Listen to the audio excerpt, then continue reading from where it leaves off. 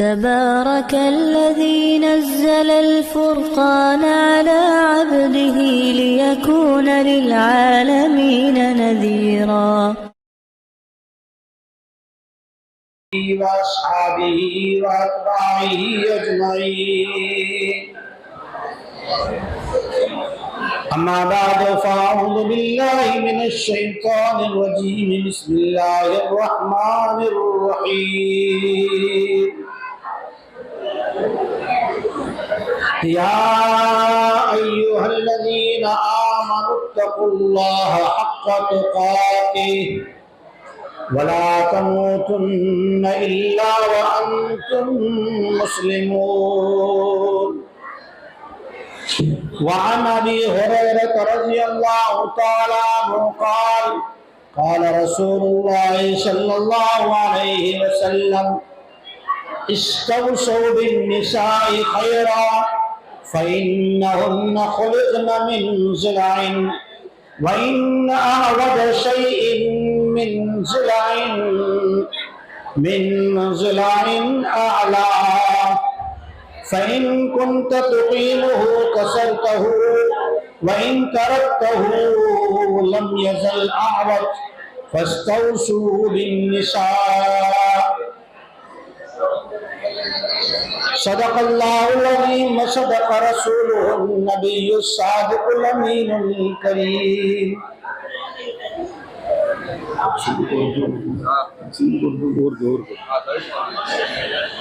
تمام حمد و ثنا اس اللہ کے لیے ہے جس نے ہمیں انسان بنایا اور اسی کے لیے حمد و ثنا ہے جس نے ہمیں ایمان و اسلام عطا فرمایا. اللہ کی طرف سے بے حد درود و سلام اور رحمت نازل و ذات اقدس پر جن کو اللہ جل شانہ نے امام المرسلین بھی بنایا اور خاتم الانبیاء بھی بنایا. میں نے آپ حضرات کے سامنے آج کا جو نکاح کا موضوع ہے، اس نکاح کے موضوع کے اعتبار سے ایک آیت کریمہ سورہ آل عمران پارہ نمبر 4 آیت نمبر 102 اور ایک حدیث پڑھی. یہ حدیث شاید آپ نے آج پہلی بار سنی ہوگی. یہ حدیث پاک بخاری شریف کے اور مسلم کی ہے، متفق علیہ حدیث ہے.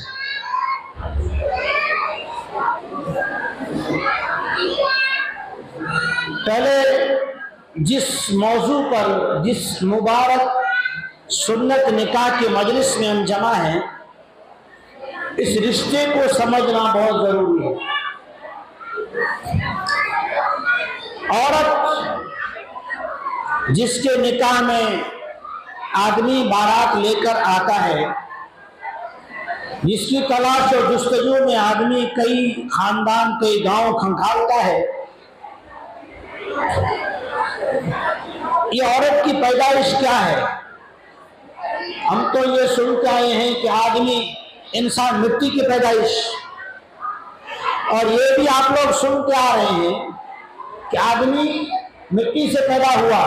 پھر ایک سوال آپس میں کرتے کہ پہلے مردہ پیدا ہوا کہ پہلے زندہ، پہلے مرغی کی پہلے انڈا؟ یہ ہم سوال کرتے آپس میں. تو یہی سوال نکاح کی مجلس کا ہے کہ یہ عورت پیدائش کس کی ہے؟ مرد تو شادی کر کے اپنے گھر میں رہتا ہے نا، اپنے گھر میں رہتا ہے. مرد شادی کر کے اپنا مکان بساتا ہے، اپنا بنایا ہوا مکان حویلی آباد کرتا ہے. لیکن ایک عورت، ایک بچی جو کل تک پردیسی تھی، کل تک پرائی تھی، کل تک اس سے کوئی جان پہچان رشتہ تعلق نہیں تھا، وہ آ کے نیا گھر بساتی ہے، وہ اپنی ساری مرضیات قربان کرتی ہیں. ایسا کیوں ہے؟ پہلا سوال یہ ہے کہ عورت کی پیدائش دوسرا سوال یہ ہے کہ یہ آ کر کیوں سب بساتی ہے؟ تیسرا سوال، دنیا میں سب سے بڑا رشتہ کون سا ہے؟ تو پہلا سوال کہ عورت کی پیدائش، اللہ رب العالمین نے سب سے پہلا جو جوڑا بنایا وہ جوڑا کون سا تھا؟ آدم علیہ السلام۔ ان کی بیوی کا نام کیا؟ حوا علیہ السلام۔ آدم علیہ السلام اکیلے پیدا ہوئے مٹی سے۔ وَإِذْ قَالَ رَبُّكَ لِلْمَلَائِكَةِ إِنِّي جَاعِلٌ فِي الْأَرْضِ خَلِيفَةً، اللہ رب العالمین نے فرشتوں سے کہا کہ میں زمین میں اپنا نائب، اپنا خلیفہ بنانے والا ہوں۔ وہ آدم، خلقتہ من طین، شیطان نے کہا نا خلقتنی من نار وخلقتہ من طین، اے اللہ تو نے آدم کو مٹی سے پیدا کیا، یہ نہیں کہا ہوا کو مٹی سے پیدا کیا۔ آدم کو ہوا کو مٹی سے پیدا کیا نہیں ہے، قرآن میں کہیں نہیں ہے، کئی حدیث کی کتابوں میں بھی نہیں ہے۔ اب آدم علیہ السلام مٹی سے پیدا ہو گئے، جو احکامات ہونے کے ہو گئے۔ آدم علیہ السلام کو سکھ نہیں آیا، سکھ، یہ سکون ہے نا، سکون یہ نہیں آیا، بے چین زندگی۔ آدم علیہ السلام جب آرام فرما رہے تھے سو گئے، آدم علیہ السلام سو گئے، آرام کر رہے ہیں۔ یہ بخاری شریف کی حدیث، یہ اس بات کا ثبوت، یہ حدیث بخاری میں بھی ہے، مسلم میں بھی۔ ابو ہریرہ رضی اللہ تعالیٰ عنہ فرماتے ہیں جناب رسول اللہ صلی اللہ علیہ وسلم نے فرمایا، میں تمہیں وصیت کرتا ہوں عورتوں کے ساتھ بھلائی، خیر خواہی اور نرمی کرنے کے لیے۔ پھر اس کی وضاحت کی، چوکھٹ کی، کیا فرمایا؟ فَإِنَّهُنَّ خُلِقْنَ مِنْ ضِلَعٍ، ان کے ساتھ نرمی کرو اس لیے کہ یہ پسلی سے پیدا ہوئی۔ اب پسلیاں تو ادھر بھی ہیں ادھر بھی ہیں، بڑی بھی ہیں چھوٹی بھی ہیں۔ نبی علیہ الصلوۃ والسلام نے عورت کی پیدائش کا مخزن، کہاں سے وہ پیدا ہوئی، بتایا۔ وَإِنَّ أَعْوَجَ شَيْءٍ أَعْلَاهُ، مرد کی اوپر والی پسلی سے عورت پیدا ہوئی جو دل کے قریب ہے، دل کے قریب اس طرف اوپر کی جو پسلی میں فاصلہ تھی، یہاں سے اللہ تعالیٰ نے دادی حوا کو پیدا کیا۔ دادی حوا مٹی کی پیدائش نہیں ہے، مرد کی پیدائش ہے۔ تو پہلے کون پیدا ہوا، مردہ کے زندہ؟ پہلے زندہ پیدا ہوئے آدم علیہ السلام، پھر کیا ہوا، زندے سے مردہ نہیں، پھر زندے سے زندہ۔ آدم سے حوا پیدا ہوئی۔ اسی لیے قرآن مجید میں نماز کی آیتیں کم ہیں، 300 کے اوپر کچھ آیتیں ہیں، روزے کی زکوٰۃ کی آیتیں کچھ 200 کے اندر ہے، ماں باپ کا ادب احترام کرنے کی آیتیں کوئی 15-20 ہیں، لیکن سب سے زیادہ اگر کوئی تذکرہ ہے کسی رشتے کو اللہ نے جوڑنے کے لیے، نبھانے کے لیے، اسے دنیا کے اندر اچھی طرح سے باقی رکھنے کے لیے کوئی نصیحت کی ہے، قرآن میں اگر آیتیں اتاری ہیں تو وہ میاں بیوی کا رشتہ ہے۔ اسی لیے جیسے بیٹی جوان ہو تو بیٹی کا باپ اچھا رشتہ تلاش کرنے کے لیے الگ الگ گاؤں کی تلاش لیتا ہے، بیٹے کا باپ الگ الگ گاؤں کی تلاشی لیتا ہے کہ یہ رشتہ وہ ہے۔ جوانی کے بعد فوراً یہ رشتہ شروع ہو جاتا ہے۔ یہ رشتہ کیسا ہے؟ اللہ نے ماں باپ کے رشتے کو بڑی نشانی نہیں کہا، اللہ تعالیٰ نے आसमानों की पैदाइश को बड़ी निशानी नहीं कहा। बड़ी निशानियां जो रिश्ते हैं ना, रिश्ते ताल्लुकात, इसमें बड़ी निशानियां अल्लाह ने किसको कही? वमिन आयातिही अन खलक़ लकुम मिन अनफुसिकुम अज़वाजन लितस्कुनु इलैहा वजअल बैनकुम मवद्दतन व रहमा वमिन आयातिही। अल्लाह फरमाते हैं बीवी को, औरत को, इसका एक नाम है शरीयत में जिसे कहते हैं शरीक हयात। शरीक यानी पार्टनर, घरवाली नहीं। चलो घरवाली कहते कि उसको घर तक रखते हैं, कहा नहीं। वमिन आयातिही, अल्लाह ताला ने कई सारी निशानियां लिक़ौमिन यतफ़क्करून, जो इसमें सोचे, डीप में जाए, गौर करे, इसकी तहकीकात करे तो पता चलेगा मजबूत रिश्ता अल्लाह ने जो बनाया, जहां सुकून मिले। जवानी में मियाँ बीवी का ताल्लुक, जवानी में मियाँ बीवी की मोहब्बत, जवानी में एक दूसरे से हमदर्दी, जवानी में एक दूसरे का प्यार, एक दूसरे के लिए हमदर्दी। कि जवानी में क्यों है? हालांकि जवानी में अपने अपनी चाहते हैं। तो अल्लाह ने औरत को मर्द की, जिससे उसका निकाह हुआ, उसकी पसंद से पैदा किया।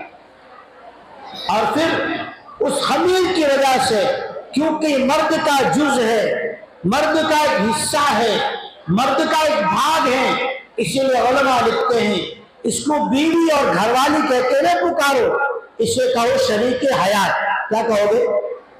जिंदगी की पार्टनर। कैसे? इसका कोई जवाब रोजाना जवाब मिलता है। रोजाना इसका जवाब हम सबको मिलता है। हम तो इसे ऐब समझते हैं। अगर कोई कहे ना कि ये बेचारा जैसी आएगा इसकी बीवी पूछेगी कदे अचीला खा देला, नाश्ते ला कदे अचीला, तो लोग उसकी मजाक उड़ाते हैं, लोग उसे ऐब समझते हैं। आपको सीरत पढ़ने की जरूरत है। आज मुसलमान दुनिया की हिस्ट्रियां, दुनिया की कई पता नहीं सीरियल देखता है। वो है ना, कोई बहू भी कभी, सास भी कभी बहू थी, ऐसे ऐसे सीरियल पता नहीं मुझे तो क्या क्या है। ऐसे ऐसे सीरियल देखते भी हैं, दिखाते भी हैं, जबकि सीरियल में सीरत देखने की। रोजाना कैसे मामला सामने आता है बाद में।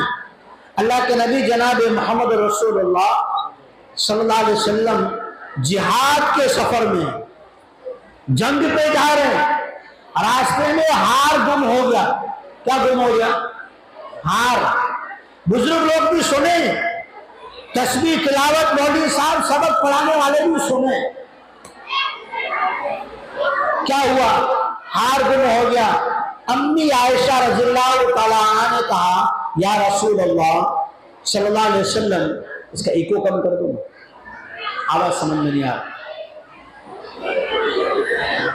अम्मी आयशा रज़ियल्लाहु ताला अन्हा ने कहा, या रसूल अल्लाह सल्लल्लाहु अलैहि वसल्लम, हार गुम हो गया। तो क्या कहा? ऐसे नहीं कहा तेरे हार की फिक्र करूं, वहां जंग पे जाने का है। कहा नहीं, आने वाली उम्मत को सिखाना है। ये तेरी दीनदारी और तेरा तकवा और बुजुर्गी है ना, सीरत पे ला। हुजूर ने नहीं कहा तेरा हार बाद में देखेंगे, अल्लाह के रास्ते में जा रहे हैं, तुझे हार की पड़ी। कहा नहीं, मेरे सहाबा आ जाओ,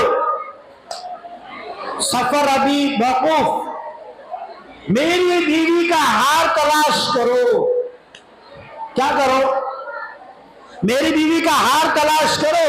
हुजूर दो जहां का सरदार, नबियों का इमाम, खातिमुर रसूल मोहम्मद रसूलुल्लाह सल्लल्लाहु अलैहि वसल्लम भी तलाश कर रहे हैं और सहाबा भी ढूंढ रहे हैं। कब तक ढूंढा? हम तो कहते हैं तोई पोए गाल है वो तो हीरा मां अटके पे गए वो नहीं, पहले इसे कर। लितस्कुनु इलैहा, सुकून यहाँ है, तेरे काम बाद में, वरना फिर हाँ समझते हो। नबी रहमत जनाब मोहम्मद रसूलुल्लाह सल्लल्लाहु अलैहि वसल्लम ने हमारे लिए, ताकि 15वीं सदी में आने वाली मेरी उम्मत اپنی گرل فرینڈ کو، اپنے دوستوں کو زیادہ وقت اور اہمیت نہ دے، بلکہ یہ اپنی بیوی کے ساتھ دکھ سکھ کا وقت سیلیبریٹ کرے، یہاں رسپانس دے، وہاں باہر کی فرینڈ شپ کو رسپانس دینے کی ضرورت نہیں ہے، سکون یہاں ہے۔ اب یہاں سیرت نہیں ہے تو سکون بیچارہ چلا گیا۔ کیا کہا حضور نے؟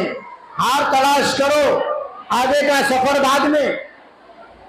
پھر ایک اور بات، تلاش کرتے رہے، ڈھونڈتے رہے۔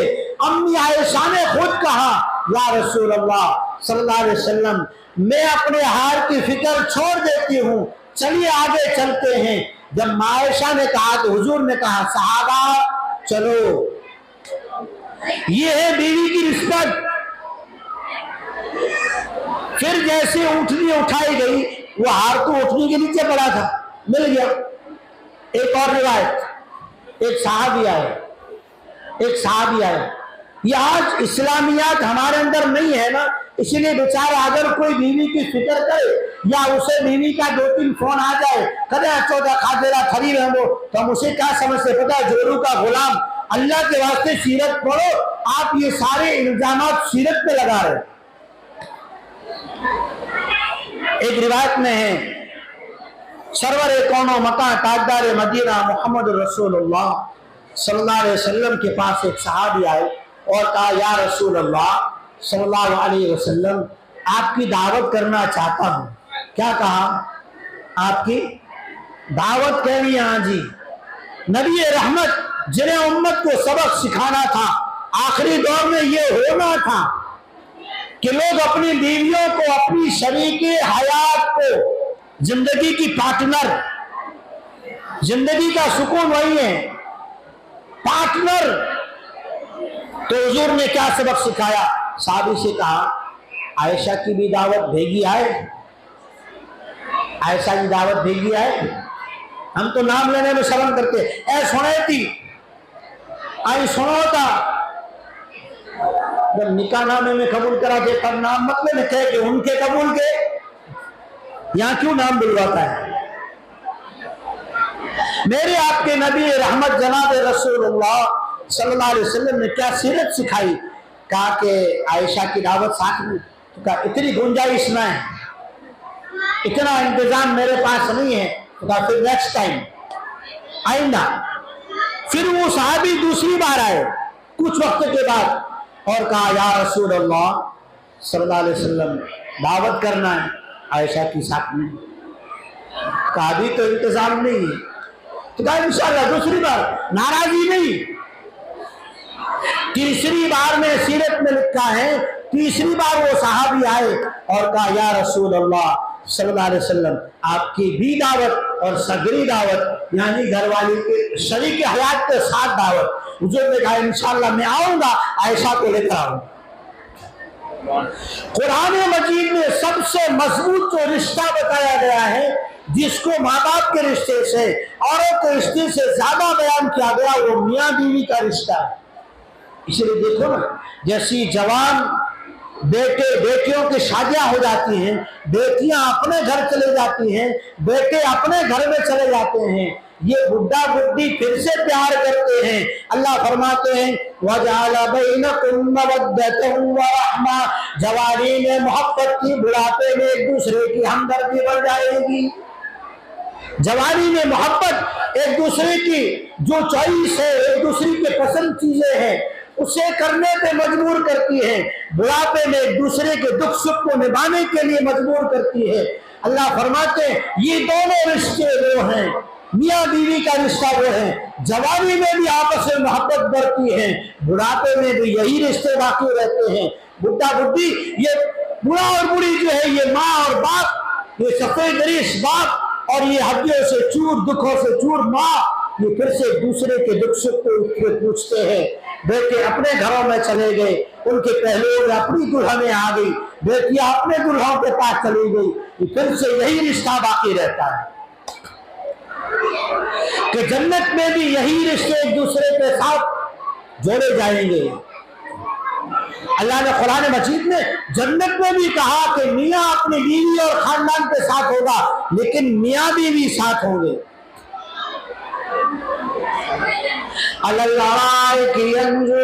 सोफे पे होंगे ना, मियाँ बीवी होंगे, एक दूसरे को देख कर जो मुस्कुराएंगे, मियाँ बीवी मुस्कुराएंगे, हर एक अपनी बीवी के साथ होगा। इसलिए अल्लाह जल्ल शानहू ने औरत की पैदाइश फसली से की, फिर हुजूर ने नसीहत फरमाई, इस्तौसू बिन निसाई खैरन फइन्नहुन्ना खुलिक़ना मिन अअवज मिन ज़िलाई। हुजूर फरमाते हैं, मैं तुम्हें नसीहत करता हूँ। कौन कर रहे हैं? नबी रहमत जनाब रसूलुल्लाह सल्लल्लाहु अलैहि वसल्लम फरमा रहे हैं, मैं तुम्हें नसीहत करता हूँ उनके साथ भलाई करना। क्या करना? भलाई करना, क्योंकि ये इस फसली से पैदा हुए, यही रिश्ते बाकी रहेंगे, यही रिश्तों में मोहब्बत ज्यादा रहेगी। मियाँ बीवी को मैं आज के आप हजरात से भी कहूंगा, अगर मियाँ देखे बीवी की गलती है, औलाद के सामने न डांटना, वरना औलाद की नजर में तुम उसकी माँ की इज्जत गिरा रहे हो। अगर बीवी शरीके हयात अपने शौहर में गलती देखे, तन्हाई में उसे कहे फला चीज ऐसी करनी चाहिए, ऐसी हो गई, औलाद के सामने न कहे, वरना बाप की अजमत औलाद की नजर में गिराने का गुनाह होगा। इसलिए ये निकाह जो मसनून है, इस निकाह के सुन्नत मजलिस में हम जमा हुए हैं, इसी रिश्ते को और एक रिवायत फजीलत सुना के बात खत्म कर रहा हूं। तिरमिजी की रिवायत है, अनस बिन मालिक रज़ियल्लाहु तआला अन्हु फरमाते हैं, क़ाला रसूलुल्लाह सल्लल्लाहु अलैहि वसल्लम, मन आला जारियतैनि हत्ता तबलुगा जाअ यौमल क़ियामति अना व हुवा हाकज़ा। जिसने अपनी दो बेटियों को दीन सिखाया, शौहर के, खानदान, ससुराल के हक सिखाए, अदब एहतराम सिखाया, बड़ी हो गई, निकाह कर दिया। हुजूर फरमाते, जिसने अच्छी तरह तरबियत करके दो बेटियों का निकाह किया, क़यामत में वो मेरे इतने करीब होगा। वाखिर दावाना अल्हम्दुलिल्लाहि रब्बिल आलमीन। दीन की बात फैलाना सदक़े जारिया है। सवाब की नीयत से वीडियो को शेयर जरूर कीजिए। जज़ाकल्लाह।